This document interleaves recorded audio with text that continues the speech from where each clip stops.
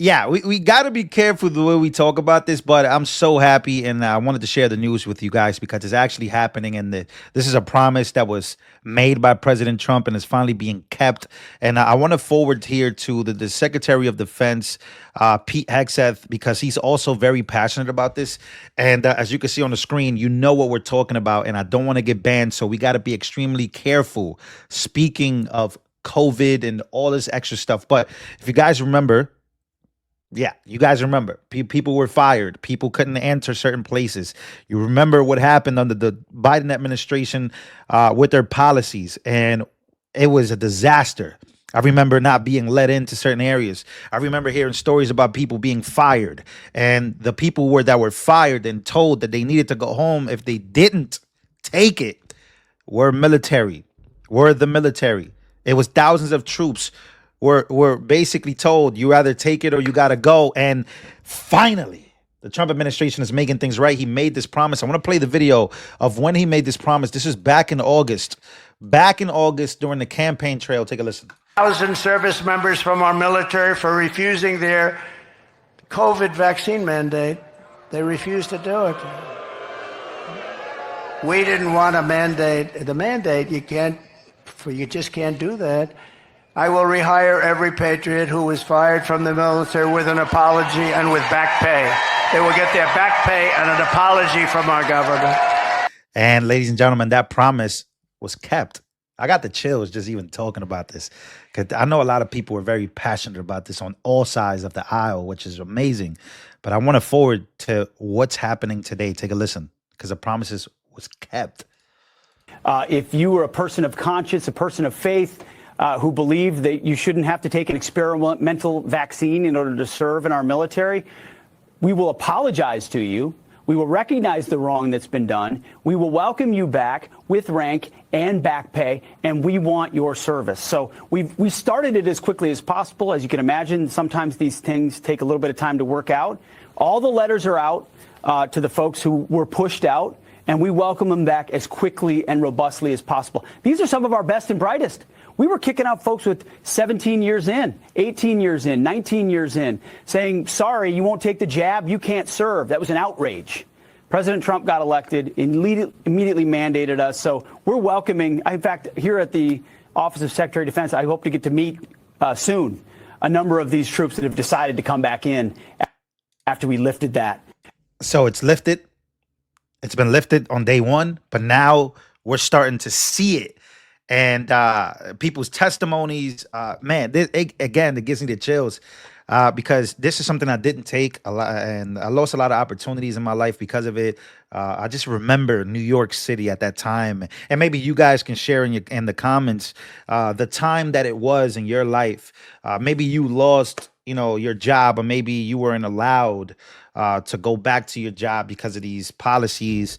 But I just remember not being let into certain restaurants because I didn't have, the proof that was needed at that time. Again, I'm just trying to watch my language here. YouTube will flag a video like this. Usually gets flagged because of course, YouTube, Big Pharma, all that stuff. Want to be extremely careful the way we deliver this information, but this is the good news. And I want to forward it to a veteran because, again, this veteran right here is speaking about this promise that was made by Trump and how he delivered. Take a listen. Our next guest resigned from the U.S. Army in 2021 over that vaccine mandate after serving multiple deployments as an officer since 2002. Lieutenant Colonel Doug Haig joins us now. Lieutenant Colonel, thank you so much. Thank you for your service. I'm sure you feel so vindicated, validated now. What was your reaction when you heard that Donald Trump was going to do this?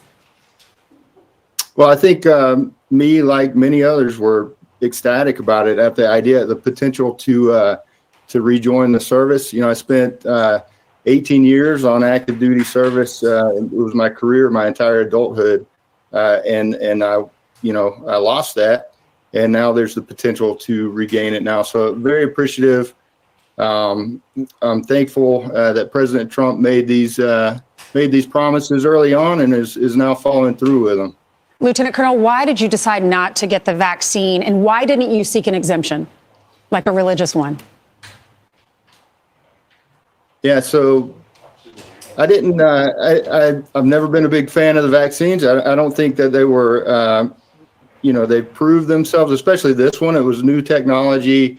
There's a lot of unknowns about it. So I think there was plenty of reason to wait and see, how this played out with the vaccine and the validity of it. So I didn't want to get the vaccine. I made it clear early on in my, before the mandate, actually, to my leadership that I was not planning to get it.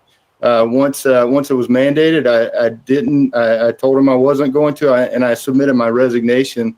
I could have possibly submitted requests for exemptions for medical or religious reasons, but I really didn't feel like I had any valid reason for that. So I felt the best thing for me to do was to leave. They gave us an ultimatum. They said, you can either take the vaccine or you can not be in the Army anymore. And I felt like the right path for me was to depart.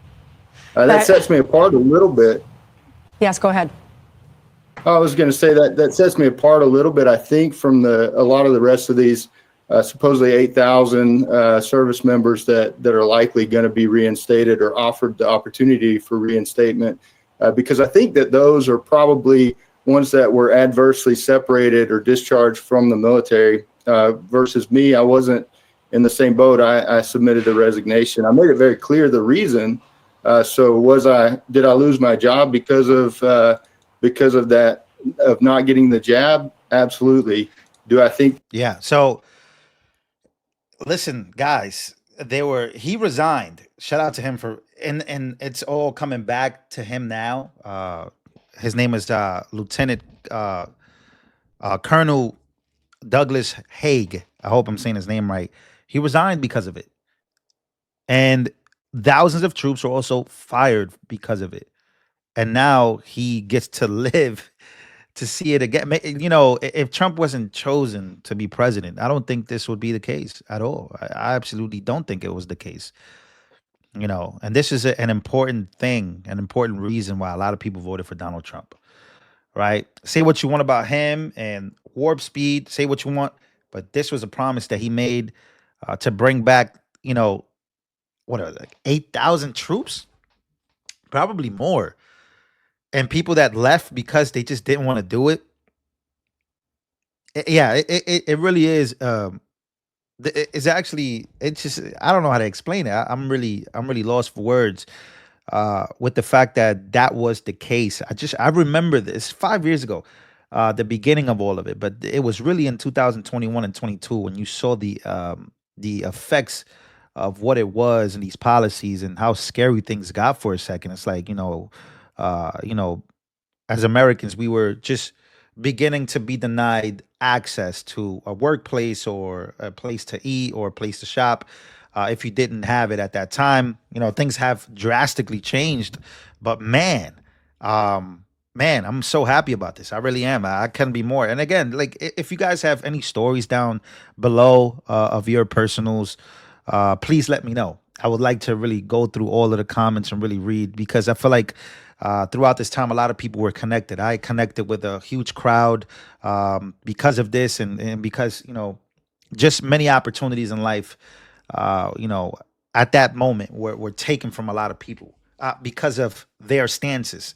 But they have been paid full back. And what Trump is doing by giving full back pay, also reinstating them, also giving them letters of apologies, man, is that unbelievably amazing. Like, wow. Like, just want to ask, like, is that not something that you want? Is that not something that you would want? But again, I just think that if Kamala would have won, this would never happen. This would never be the case. I don't think so. So again, that's my opinion on it. Let me know what your thoughts are down below. Comment, like, subscribe. I love you guys. And that's my update on this. It's a very, very, I'm glad it has finally happened. This is huge.